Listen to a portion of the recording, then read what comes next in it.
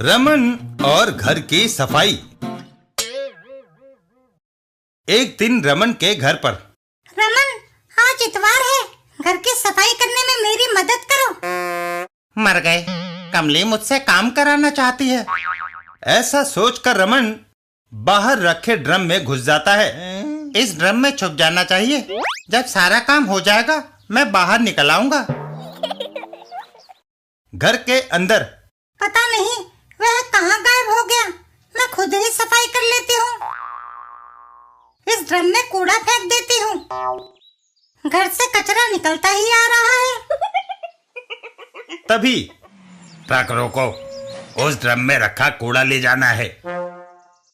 वह दोनों ड्रम उठाकर कूड़ा गाड़ी में डाल देते हैं और रमन को भी।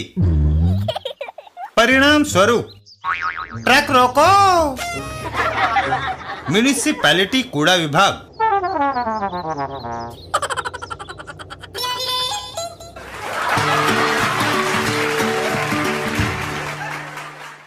बिल्लू और सर्वश्रेष्ठ एक्टर।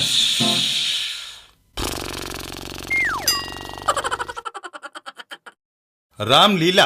पूरे ब्रह्मांड में है कोई दूसरा जो लंकाधीश रावण के असीम शक्ति का मुकाबला कर सके।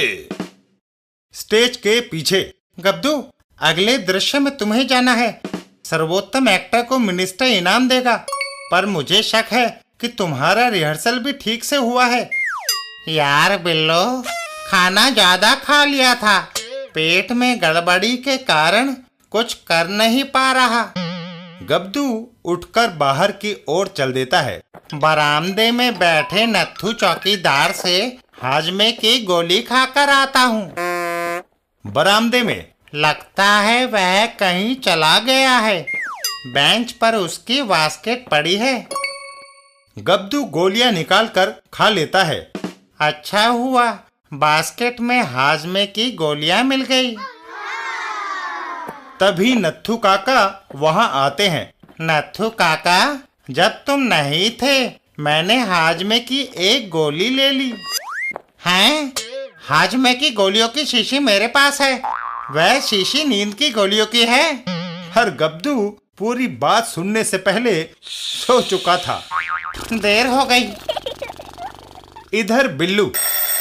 अगले दृश्य की घंटी बज गई, जाकर कमबख्त गब्दू को लाऊं। ये नींद की गोली खाकर सो गया है। बिल्लू और नथु काका गब्दू को उठाकर चल पड़ते हैं।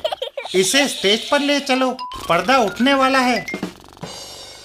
स्टेज पर तुम चाहे ढोल बजाओ या नंगाड़ा पीटो, कुंभकर्ण 6 महीने से पहले नहीं उठने वाला।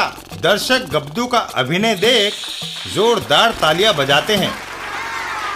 कुछ देर के बाद ज्यूरी के फैसले के मुताबिक कुंभकर्ण की नींद के स्वाभाविक और सर्वोत्तम अभिनय के लिए ये शील्ड गब्दू को दिया जाता है। मैंने गब्दू का नाम लिया था, तुम्हारा नहीं। सर, गब्दू गहरी नींद सो रहा है, उसकी तरफ से इनाम ग्रहण करने मैं आया हूँ। है?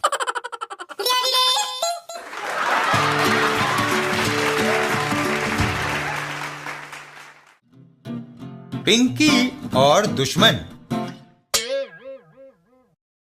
एक दिन झपट जी के घर पर। क्या फंसा? नहीं, इस कमबख्त चूहे ने हमारी नींद हराम कर रखी है। जो भी चीज चूहेदानी में रखो, चालाक उसे खाकर निकल भागता है। पिछले 2 महीने में वह 1.5 किलो पनीर, 4 ब्रेड, 15 बिस्किट और 8 पेस्ट्रियां खा चुका है। ये सारी चीजें तुम उसे पकड़ने के लिए चूहेदानी में लगाते रहे। यह जंग चूहे और मेरे यानी झपट के बीच है। इस बार मैं समोसा लगाता हूँ। झपट जी चूहेदानी में समोसा लगाकर चूहेदानी को बेड के नीचे रख देते हैं। चूहेदानी को बेड के नीचे रख देता हूँ और झपट जी छुपकर इंतजार करने लगते हैं। अब दूसरे कमरे में छुपकर देखते हैं कि चूहा कब आता है। उस कमरे में कुछ आहटें सुनाई दे रही हैं। दूसरे कमरे में वह तो मेरी टेनिस की गेंद है। चूहा टेनिस की गेंद को धकेल कर लाता है और चूहेदानी के दरवाजे में अटका देता है और समोसा खाकर गेंद को वापस ले जाता है। अच्छा, तो मेरा दुश्मन मेरी ही टेनिस की गेंद को मेरे खिलाफ इस्तेमाल कर रहा है। झपट जी जाकर अपनी गेंद उठाते हैं। मैं इस गेंद को अपने काबू में करता हूँ। अब देखता हूँ वह बचकर कहाँ जाएगा। इस बार मैंने इसमें केक रखा है। थोड़ी देर बाद फंस गया। दुश्मन हमारे काबू में है। अब कहाँ गई तुम्हारी सारी चालाकी? आखिर हमने भी कच्ची गोलियां नहीं खेली। झपट जी चूहेदानी में बंद चूहे को लेकर घर से बाहर चल देते हैं। जाकर इसे दूर वीरान जगह में छोड़ाओ, कहीं दोबारा लौटकर यहाँ ना आ जाए। पिंकी, उफ, भागते भागते दम निकल गया।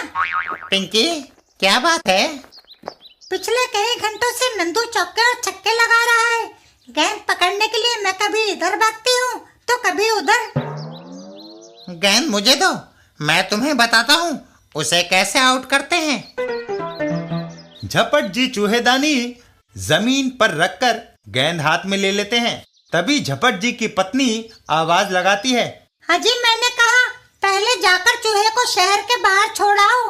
बस एक गेंद फेंक कर जाता हूँ, दूसरी गेंद की तो जरूरत ही नहीं पड़ेगी। झपट जी गेंद फेंकते हैं। यह गई मेरी गुल्ली। नंदू एक जोरदार शॉट लगाता है और बॉल हवा में उछलकर सीधे चूहेदानी के ऊपर गिरती है। चूहा उसमें से आजाद होकर पिंकी के ऊपर कूदता है और दौड़ता हुआ वापस झपट जी के घर की ओर जाता है। कल्याणी, चूहा निकल गया। अब वह हमारे घर की तरफ भाग रहा है। दरवाजा बंद कर लो जल्दी। कल्याणी दरवाजा बंद करती है, लेकिन चूहा अंदर घुस चुका होता है। कल्याणी, मुझे अंदर आने दो। झपट जी, कहाँ गया वह कमबख्त? अंदर कहीं जा छुपा है।